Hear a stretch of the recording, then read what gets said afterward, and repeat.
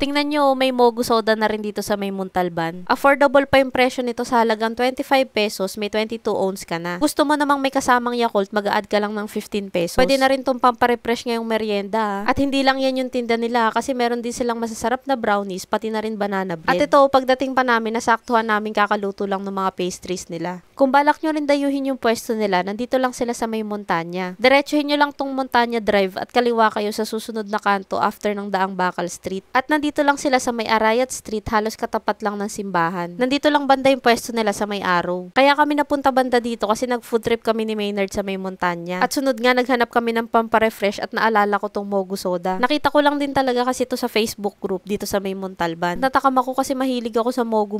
Kaya sabi ko kay Maynard pag napadaan kami ulit ng Montanya, testing namin. Yung pinakamura nilang Mogu soda dito, 15 pesos lang at 16 ounce na yun. At sunod, itong 22 ounce na 25 pesos lang. Bawat Mogu soda nila, inilalagyan nila nitong syrup depende sa flavor na pipiliin mo. Para matikman namin yung dalawang flavor, pinili namin yung lychee tsaka strawberry. At yung sunod na nilalagay nila dito, itong nata de coco. Isa rin talaga to sa nagpapadagdag na sarap sa inumin, no? Kapag may ganito kasi hindi ka lang basta umiinom, may nginunguya ka pa.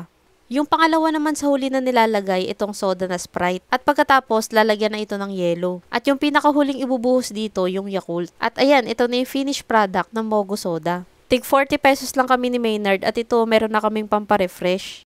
Sa dalawang in-order namin, mas nagustuhan ko tong lychee. Para sa akin kasi tamang-tama lang yung lasa nito. Sa strawberry kasi medyo may tapang ng konti yung strawberry. Yung tipong may iwan sa panlasa mo yung flavor. Itong lychee kasi sakto lang. Para sa 40 pesos, ayos din tong pamparefresh kasi malaki na rin yung lagay na baso na 22 ounce. Para sa panlasa ko, nasarapan ako sa lychee tapos medyo may konting sipa pa ng soda. At samahan mo pa nung nilagay na Yakult. Sinabayan nga pala namin to ng snacks nila na brownies. At dapat nyo rin tong itry kasi masarap. Di tinipid sa chocolate, medyo makapal pa to at siksik. At ayan nga, makikita nyo pag hinati ko to. Yung owner din kasi yung nagbe-bake nito kaya bagong gawa at hindi nila to binibili. Sabi ko nga sa inyo kanina, nasaktuhan pa namin na bagong gawa yung mga brownies nila. At ito, may bite size pa sila na may kasamang chocolate syrup. Isa rin to sa mabenta sa kanila, pati na rin yung banana cake. At tingnan nyo, nakita ko pa dito iba't ibang klase nila ng banana cake na may chocolate. Tapos meron ding overload na combination ng chocolate at almond. At ito naman yung purong almond. Naku, kung mahilig kayo sa banana cake, isa to sa mga dapat nyong itry. Bukod dito guys, nagbebenta rin sila ng cake at mag-message lang kayo sa kanilang Facebook page. Noong napadaan nga pala kami dito guys, natsyempohan din namin na nandito si Hi It's BJ. Ang galing na same kami ng pinuntahan ng food trip ng araw na to. Kaya guys, punta na rin kayo dito sa may 1860 Cafe. Marami pa nga pala kami ni Maynard na i-share sa inyo ng mga sulit na pasyalan, kainan at kapihan. Kaya para updated kayo sa mga mapupuntahan pa namin,